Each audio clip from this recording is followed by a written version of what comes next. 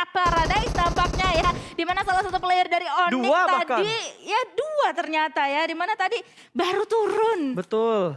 Ini mungkin akan sangat mengejutkan ya. Ada beberapa pemikiran antara Onyx dan juga GD yang berpikir, oh Paradise kosong, tidak ada EVOS, tidak ada yang mengambil daerah sini. Tapi ternyata tidak hanya tim mereka yang berpikir seperti itu. Bahkan ada dua tim kali ini yang sudah mulai bentrok. Di mana Onyx yang sangat dirugikan karena mereka sudah kehilangan satu pemain mereka. Dan kali ini yang terknockout mungkin akan dikonfirm menjadi sebuah poin eliminasi untuk tim GD. Booms sudah berada di barisan paling depan. Sementara Star masih mencari angle untuk mendapatkan sebuah confirm eliminasinya.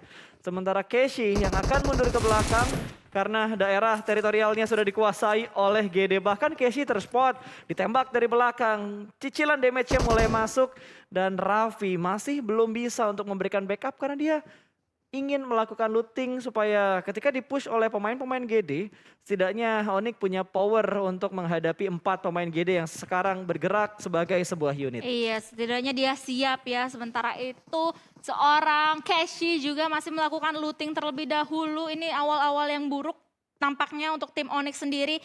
Mereka hanya menyisakan 2 player mereka saja. Sementara itu tadi kita sudah mengintip di daerah Painan terdapat tim Bigetron Red Alien ya. Seorang diri. Berempat sih lebih tepatnya ya. Tapi kayaknya tadi gue ngeliat ada warna biru deh di arah Painannya. Cuma belum ke spot itu tim apa. Dan ini GD gila, mereka nggak pengen ngelepas posisinya Onyx, mereka ingin mendapatkan poin 4 di awal. Ya. Dengan menggunakan Vector, sudah ada extendednya berhasil mendapatkan Star. Diudek terus tapi dari sebelah kiri tidak disadari ada pemain GD yang melakukan flying. Granat sudah mulai dilempar, akan meletup dan sepertinya Daybot akan menjadi eksekutornya. Raffi sudah dipulangkan ke arah lobby, last man standing Keshi. Dan disandwich oleh 2 dinosaurus dari kanan dan kiri. Walaupun 2 orang kenok, tapi setidaknya mereka tidak kehilangan satu pemain mereka sama sekali. Lihat ekspresi dari seorang Daybot. Iya, tadi terekam ya, terlihat dari webcam yang sudah mengarah ke seorang Daybot juga. Dan dengan begini, ini adalah kemenangan besar pastinya untuk tim Genesis Dogma Gates. Mereka telah mendapatkan 4 elimination point tanpa kehilangan satu player mereka sama sekali di daerah Paradise gitu. Dan mereka masih bisa melanjutkan lootingan mereka dengan aman. Yap, mereka enak banget di awal-awal. 4 poin eliminasi di awal tuh pasti akan sangat nge-boosting mood mereka buat bermain. Dan mereka kembali masuk ke arah Paradise karena tempat liburan mereka saat ini sudah kosong. Tidak ada wisatawan lain selain GD di tempat ini. Mereka agak-agak egois ya. Yoi. Orang-orang lain nggak boleh wisata gitu. Padahal kamar di Paradise banyak. Iya, padahal villanya banyak tuh. Ada yang mau berapa kamar, ada yang 1 kamar doang gitu. Rame ya. Tapi ya sudah lah ya, mereka yang menjadi penguasa. Tapi kayaknya ya model-model kayak tim Onyx gini ketika drop zone mereka ditabrak, mereka bakal tabrak balik mungkin besok. Karena besok masih akan bertemu kembali di Sunhawk. Tapi apakah Onyx akan tetap stay di Paradise untuk bertarung kembali melawan GD atau masih mau gambling dulu? Kayaknya tadi juga gara-gara faktor ini sih, faktor flight path juga nggak sih pas? Mungkin mereka bisa kayak, oh ya udah plan kita dengan flight path yang condong ke arah kiri atau ke arah barat dari map kita ini, ya udah deh ke Paradise aja begitu. Dan kelihatan tadi kan yang tadi sempat gua mention juga, masih ada 1 player dari Onyx yang masih ada di parasut gitu loh. Sementara teman-teman rekannya yang lain itu udah perang melawan GD. Ya, berarti GD bisa dibilang unggul karena mereka terlebih dahulu dan lebih cepat untuk menginjakan kaki di tanah dibandingkan pemain-pemain dari Onyx-nya sendiri. Betul. Dan Livescape kali ini di daerah Syahmi benar-benar kosong areanya. Bigetron pun sudah keluar dengan sangat cepat dari arah Painan dan ternyata yang warna biru adalah Bigetron. Oke, berarti tidak ada tim lain di arah Painan. Malah DU yang menghindar dari Painan untuk di Super Weekend pertama ini. Iya, kayaknya emang DU udah lama gak sih nggak ke Painan sejak BTR di Painan? Kayaknya iya sih. Beberapa match terakhir doang ya, mungkin kayak 2 dari 10 match terakhir gitu loh. 2 match terakhir dari 10 match terakhir yang dilakukan oleh mereka semuanya. Dan nampaknya dari sampai sekarang pun juga kita masih belum mengendus keberadaan dari Dewa United ya. Dropnya ke arah mana, pindahnya ke arah mana. Karena rumor yang terdengar di komunitas ya, ada beberapa negosiasi yang tersebar gitu di komunitas bahwa Bigetron bilang, lu ambil aja bootcampnya biar kita ambil Painan. Tapi dari DU kayak masih mau try hard untuk mempertahankan drop zone awal mereka. Dan yang bikin dilemanya adalah Victim ketika Bigetron keluar dari bootcamp, kan Victim scrappingnya di sekitar bootcamp. Tapi begitu mendengar Bigetron itu keluar dari bootcamp ingin ambil drop zone lain, Victim tuh jadi sempat dalam beberapa turnamen dan mapnya di Sunhawk, Victim ngambil bagian dari bootcampnya. Makanya mungkin yang ditakutkan sama DU adalah ketika mereka ingin ngambil bootcamp, Victim tryhard juga buat mempertahankan bootcampnya. Iya, malahan mereka menghadapi war yang lain gitu kan, war yang selanjutnya yang mungkin mereka nggak pernah hadapin sebelumnya gitu. Kalau misalnya mereka berhadapan dengan Bigetron Red Alien, itu udah terjadi beberapa kali gitu kan di game-game sebelumnya. Kalau misalnya mereka menghadapi tim yang baru gitu seperti halnya Victim juga, itu mungkin menjadi challenge tersendiri, challenge baru untuk tim Dewa United juga. Untuk di Sunhawk kita kali ini yang dimana nampaknya lagi-lagi masih akan terjadi apa ya, ini namanya tuh slow down phase. Iya, kalau di bahasa PUBG Mobile-nya itu tempo yang lambat ya. Betul sekali. Kita ngelihat Erangel, Miramar temponya bener-bener tinggi dan di Sunhawk sebenarnya temponya cukup tinggi. Tapi hanya untuk di drop zone awal ketika Paradise-nya bentrok untuk GD dan juga tim dari Onyx tadi. Tapi selepas itu kayak nggak ada fight yang terjadi sama sekali. Hanya ada penculikan di mana Alter Ego sudah kehilangan satu pemain mereka. Antara Super Una atau siapa tadi. Karena tadi Aura sempat mendapatkan satu pemain dari Alter Ego-nya sendiri. Belum terpantau nih kira-kira Dokter Badrunya nih udah punya berapa banyak aid kit ataupun item-item healing yang sudah dia looting. Itu dia, nanti kita tunggu-tunggu banget ya untuk bisa mendapatkan jawaban tersebut. Sementara itu di sisi Paradise nampaknya tim GD juga sudah mulai bergerak sedikit demi sedikit yang dimana di seberang mereka terdapat Eagle 365 yang sudah mengamankan satu compound di sini. Dan mereka lagi-lagi walaupun berdekatan tapi masih terasa jauh. Ya, berdekatan tapi masih merasa jauh ya. Ya. Walaupun dekat tapi tak bisa didapat. Waduh. Walaupun dekat tapi rasanya jauh. Aduh, udah dideketin tapi kok menjauh. Badam. Oke, dari NFT yang akhirnya terpantau oleh observer kita melewati daerah kekuasaan dari Bonafide, di mana Bonafide juga masih melakukan looting di area ini. Swavel tadi udah ngintip-ngintip antara dia tahu ada orang atau tidak. Tapi yang gue khawatirkan adalah setup yang sedang dilakukan sama Eagle, dan mengingat circle tadi kan menuju ke arah utara. Ada beberapa persentase perairan yang masuk untuk circle yang pertama. Kalau dari circle kedua, ketiga, keempat semakin menuju ke arah utara, berarti kan persentase airnya berkurangnya cuma dikit-dikit nih Don. Dan otomatis harusnya berdasarkan pengalaman Sunhawk nih dan map-map lain, kalau udah daerah perairannya itu lumayan banyak sampai di circle 5, circle 6, akan ada banyak tim yang mengambil daerah tebing-tebing pinggir laut. Nah itu bakalan chaos banget ya, karena mengamankan tebing itu pastinya sebuah challenge tersendiri. Itu kayak war di daratan atau di rerumputan, war di compound itu pastinya bakalan berbeda banget dengan adanya war di tebing gitu, karena mereka harus hati-hati. Selain hati-hati dengan player-player yang lainnya atau lebih tepatnya adalah musuh-musuhnya gitu kan, mereka juga harus hati-hati dengan step yang akan mereka gunakan gitu. Nggak boleh kepleset. Kalau kepleset masalahnya kalau bisa dipanjat lagi oke lah, fine lah. Tapi kalau nggak bisa dipijak lagi, nggak bisa merangkak naik ke atas lagi, itu yang bikin repot. Apalagi kalau sedang dalam posisi tertekan oleh tim lain. Satu orang drop aja, yang tiganya fight fokus, yang satunya cuma bisa, gimana kabar kalian? Apakah di atas baik-baik saja? Seperti yang sedang dilakukan oleh Aura kali ini. Yang bermain di pinggiran tebing. Positifnya atau nilai plusnya adalah mereka hanya tinggal fokus ke arah 180 derajat untuk daratannya. Nggak usah fokuskan ke arah belakang, ke arah laut. Karena akan sangat kecil persentasenya ada tim yang bertahan di daerah laut dan rotasi melalui jalur laut. Kalau dulu zamannya Bigetron dulu juga sempat rotasi dengan jalur laut ketika Bigetron punya drop zone di Hatin.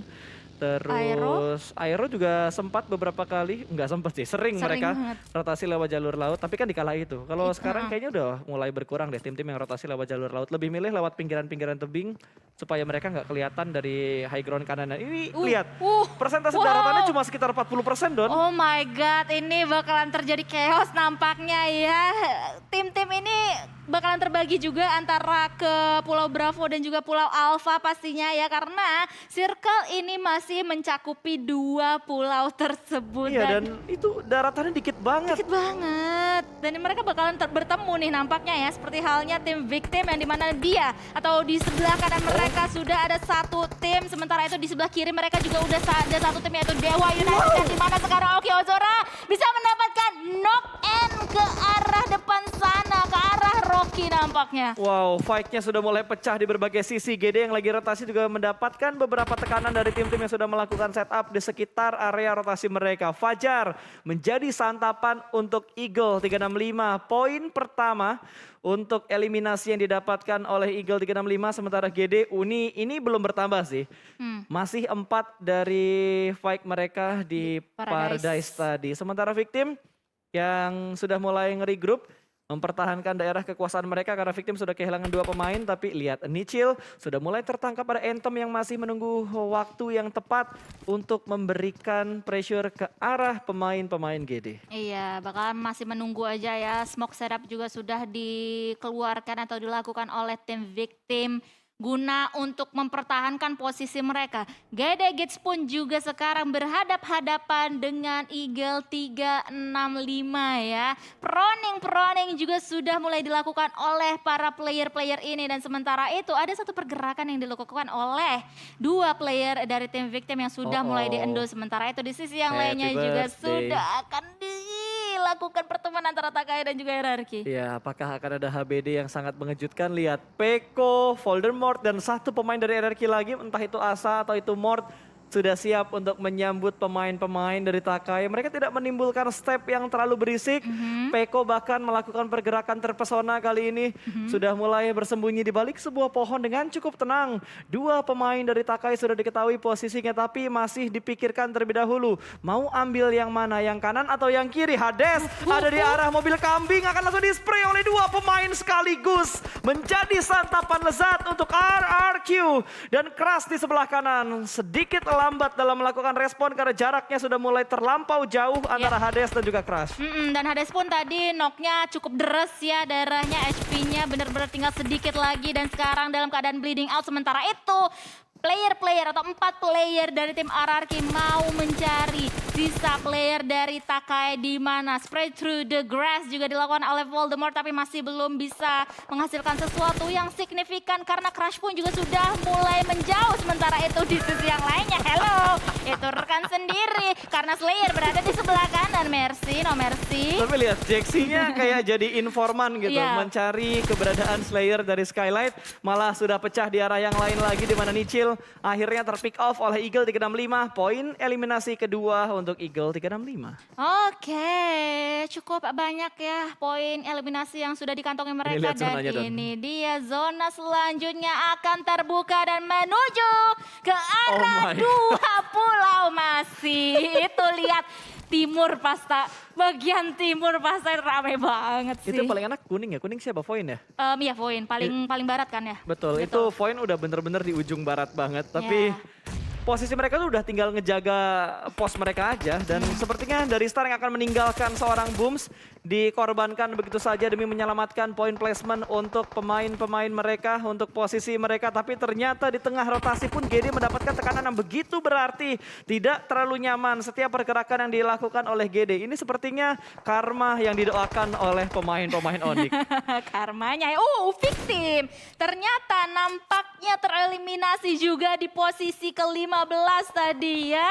Dan dengan begitu tersisa 14 tim saja untuk bertanding di circle atau di daratan sesempit ini. Tim Big Red Alien pun juga sudah mulai mendengar tembakan-tembakan yang tadi dilakukan oleh Alter Ego. Ya, tapi ini AE masih ngumpul loh. Ya. Agak berbeda dengan metode healing yang biasa dilakukan oleh Badru, di mana Badru yang akan memisahkan diri, yang duanya ngambil vehicle, rotasi sana-sini, ngumpulin semua healing yang bisa didapatkan dan disetorkan ke arah Badru. Tadi belum kelihatan ya? Belum. Badru belum ketahuan kalau dia menjadi seorang penadah lagi. Iya, belum kelihatan soalnya penadah. Penadah Edkit, Bandit, apa lagi tuh, semuanya dah. Boostingan, pokoknya ditadah semua sama Badru.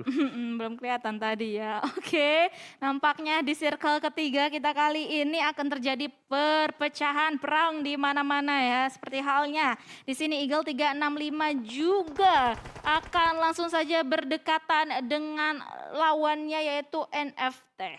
Wow, tadi gue ngeliat kayaknya ada replay. Ada replay, gue kaget pas. Gue juga kaget. Baru ini tiba-tiba. Pertama kali ada looping aset replay. Tapi, nah, ini yang mana yang replay? Oh, ini replaynya mungkin. Apakah ini replaynya? Ini sisi yang Enggak, lain. ini real time-nya. Iya, ini sisi lain kayaknya ya. Aura dan juga Boom Esports di mana mereka berada berseberangan. Iker darahnya juga sudah mulai bercucuran. Ken pun juga sudah menerima beberapa damage dari peluru No Mercy dari jarak sejauh itu. Betul, gue masih mempertanyakan replaynya yang mana. Ini kayaknya Gue takutnya hilang fokus dengan Iya. barusan yang tiba-tiba jadi bumper gitu.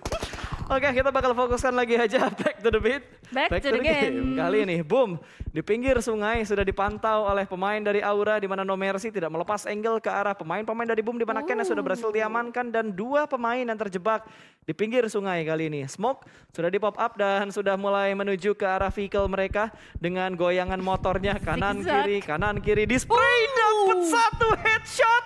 Wow. No Mercy make a play. Woo. Iya, dan hanya menyisakan Ikyar sendiri ya kali ini yang masih berada dalam keadaan sehat walafiat ya, harus menyelamatkan rekan-rekan dari tim Boom Esports yang lainnya, tapi cukup sulit tampaknya karena mereka hanya tertutupi oleh batu yang cukup kecil. Untuk 3 orang itu nggak cukup sih.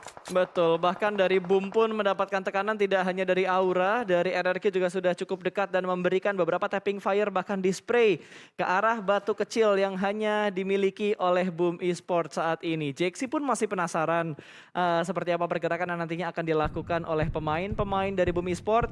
Salah satunya sudah dipulangkan ke arah lobby, berarti Boom hanya menyisakan 3 player aktif kali ini dan zona yang semakin condong menuju ke arah Hatin. Iya, kita sudah bisa melihat ya Takai nampaknya akan rotasi dari air ya, di mana Kean itu sudah berada di air dan mereka akan juga melihat atau mendengar peperangan yang terjadi dari tim Boom Esports dan juga Aura yang berada di seberang sana di daerah Hatin. Sementara itu kita akan langsung saja melihat Ikyar juga yang melontarkan tembakannya ke arah seberang sana. Di higher ground di seberang Ikyar terdapat 4 player dari tim RRQ yang dimana RRQ juga sudah mulai di-spot oleh Takai juga. Wow, ini rame banget Pasta. Betul, Voldemortnya sudah berhasil diamankan nih, tapi Grimori nggak bisa menembak seperti ini terlalu lama karena dia ada di arah blue zone. Walaupun DPS-nya memang tidak terlalu menyakitkan, tapi lama-lama berasa bos. Lihat, tiba-tiba udah 1/4 HP-nya hilang, bentar lagi 50% hilang gitu. Jangan terlalu terlena dengan kok kayaknya nggak sakit, tiba-tiba kenok gitu. Iya ya, ini cukup seru Sunhawk kita kali ini. Sunhawk pertama yang kita saksikan di PMPL Indonesia season yang keempat ini. Dan peperangan yang terjadi antara Boom dan juga RRQ masih terus berlanjut. Tadi Ikyar berhasil melontarkan pelurunya ke arah salah satu player yaitu Asa dari tim RRQ. Tapi Asa masih selamat untuk saat ini. Asa pun juga berlari dan masih selamat untuk kedua kalinya. Nah, betul, Ikyar masih penasaran kira-kira ada pemain yang tertinggal atau tidak. Tapi di arah yang lain, wah itu kaset kusut guys ya. Anggaplah tadi ada sedikit audio yang rusak ya. Padahal suara gue yang rusak, oke? Ikyar masih penasaran tadi ngecek ke belakang kira-kira masih ada pemain RRQ yang tertinggal atau tidak, tapi ternyata mereka semua sudah lolos, tapi malah di arah lain, di arah jembatan untuk Eagle 365 mendapatkan 1 player dari DU. Ada Uni tuh yang udah berhasil di spot dan merespon juga dengan sangat cepat karena angle yang dilihat oleh pemain-pemain Eagle 365 mendapatkan cukup banyak informasi. Tidak hanya untuk RRQ tapi untuk tim-tim yang ada di sekitar mereka juga. Itu di jembatan tadi, di jembatan Hatin tadi ya, pas udah ada 3 tim. Loh, lihat NFT, Eagle dan juga Dewa United berada di atas, di bawah, di dalam air. Sementara itu Flippy masih berhiding ya atau bersembunyi di bawah di antara di antara semen juga. Sementara itu Nerpeko di knockdown di tangan Oki Ozora kali ini dengan M4-nya. Emang paling enak nembak tuh sambil ngepron ya. Recoilnya kejaga, tinggal di spray, arahin gironya aja, diatur dengan sedemikian rupa dan berhasil tuh. Dapetin 1 knockout ke area RRQ di mana Peko yang menjadi korban mereka dari pemain-pemain Dewa United. Dan lihat, NFT hanya bisa cosplay menjadi ikan lele di bawah jembatan. Nggak punya ruang gerak yang begitu banyak. Ruang geraknya mungkin banyak, tapi kesempatan untuk menembaknya benar-benar tipis. Karena di bawah situ juga ada Oki Ozora yang bisa nahan angle ke arah 2 player dari tim NFT. Wah, di prank dong zonanya. Semuanya udah kehatin kan, tiba-tiba bouncing ke arah tenggara dan ini benar-benar menguntungkan Bukan tim Bigetron Red Alien yang sekarang berada di pinggir zona banget di satu kompon. Mereka hanya harus bergerak sedikit ya, maju. Lihat, bahkan ada satu pemain dari Bigetron yang akhirnya memutar ke arah high ground. Yap. Memisahkan diri dari pemain-pemain yang lainnya. Itu satu atau dua pemain. Oh, dua ternyata. Tachibana yang bergerak secara bersamaan dan menugaskan jembatan dijaga oleh Yuhai dan juga Liquid. Iya, Liquid bakalan nge-backup Yuhai ya yang akan menghabisi satu persatu player yang berada di jembatan. Karena sekali lagi di jembatan ini masih diduduki oleh 3 tim yang berbeda. Sementara itu Liquid sudah melihat pergerakan yang dibangun oleh tim Eagle 365. Yuhai pun kali ini yang masih dalam keadaan knockdown harus diselamatkan dengan segera dari Liquid seorang diri. Sementara itu duo Tachibana kita melakukan backup fire ke arah Dewa United dan juga Eagle 365 dan Luxi pun mendapatkan 1 elimination point dan dia mau lebih dari 1. Dia pun langsung aja melock angle-nya ke arah Leon. Betul, ini Eagle udah nggak bisa kemana-mana lagi. Jalan satu-satunya yang bisa ngebuat dia aman adalah lompat ke arah bawah. Tapi di bawah pun sudah ada pemain-pemain NFT yang menunggu. DU udah nggak bisa bergerak kemana-mana lagi. Iya. Tergantung dari zona ke-6 nanti akan muncul ke sebelah mana. Tapi lihat, di arah Hatin akan ada pengikisan massa. Livescape akan tryhard bertemu dengan Void. Sudah mulai dimasak. Bisa buy one get one. Dilemparkah ke arah dalam? Belum dilempar ternyata ke dalam. Belum ada yang terknockout. Satu pemain dari tim Void. Lihat, dari seorang Embot pun masih mencari beberapa informasi tambahan. Sudah mulai dilempar granat ke arah dalam. Akan meletup dan sukses. Dapat 1. Dubsnya tumbang, akan di follow up dengan granat yang dilemparkan oleh pemain Livescape yang lainnya. Masih belum mendapatkan knock tambahan. Tapi granat terus-terusan dilempar. 2 granat bahkan. 1 knockout lagi kembali diamankan oleh Livescape. Audrey granatnya cukup matang. Lempar ke dalam smoke dan berhasil memulangkan 2 pemain Void. Hanya Aimbot yang tersisa yang sudah terspot yang sedang melakukan healing. Bisakah bertahan? Dibakar. Oke, DPS-nya sakit, dibakar pula.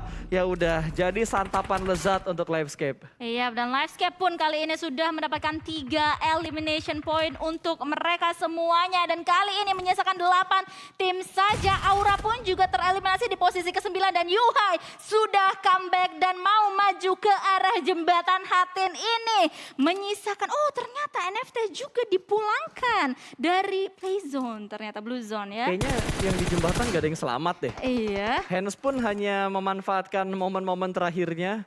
Nggak bisa komit terlalu lama untuk melakukan spray karena dia juga butuh melakukan healing. Hanya menyisakan 1 add kit saja dan counter shoot yang begitu tepat dilakukan oleh Bigetron kali ini. 7 poin eliminasi berhasil diamankan, sementara pergerakan dari Livescape sepertinya karma mereka begitu cepat karena mereka bakal terpotong oleh tim Skylights yang ada di compound sekitar Hatin. Menjaga dengan sangat baik 2 pemain Skylight yang tersisa kali ini. Sementara Audrey masih bisa merangkak dan meminta untuk diselamatkan, tapi dari arah high ground-nya Bigetron bertemu dengan Alter Ego. 1 persatu pemain dari Alter Ego sudah mulai tumbang dan hanya menyisakan last man untuk Alter Ego, yaitu Badru yang masih belum diketahui berapa banyak aid kit ataupun healing yang dipunya oleh seorang Badru. Iya, masih belum di highlight sih, masih belum bisa dilihat. Tapi granat dari Zuxi on point banget, bisa mengakhiri perjalanan dari Badru dan juga Alter Ego yang harus pulang di posisi ke-5. Menyisakan Bigetron Red Alien dengan 4 player mereka menghadapi 1 player dari Livescape, 2 player dari SGRB dan juga 1 player dari Bonafide. Iya, tadi gue sempat memperhatikan sedikit aset yang terpop up ya. Ada data untuk top elimination ya, di mana 3 pemain dari Red Aliens berbaris di peringkat 1, 2, dan 3. Di mana Yuhai yang ada di posisi pertama dengan 22 poin eliminasi, Don.